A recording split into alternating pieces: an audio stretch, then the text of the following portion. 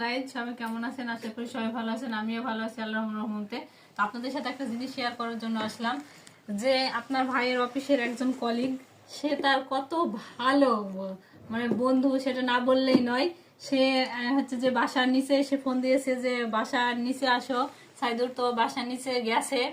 যাওয়ার পর দেখে যে কি যেন দিছে, তো বাসায় নিয়ে আসার পর আমি খুলে দেখছি যে মানে অনেক, মানে কি বলবো আমি বুঝতে পারছি না। দেখেন কি দিছে, আপনারা দেখেন। এটার নাম তো আমি জানি যে চিতই পিঠা, এটা মনে হয় রসে ভিজানো, এটা মনে হয় খেজুরের গুড় দিয়ে। আর এটা কি, এটার নাম আমি আসলে জানি না আর বুঝতেও পারছি না। এটা মনে হয় আমাদের ওইদিকে তো এরকম রান্না করলে হয়তো বা ক্ষীর বলে, মেহেরপুরের ওইদিকে, কিন্তু এদিকে কি বলে আমি জানি না।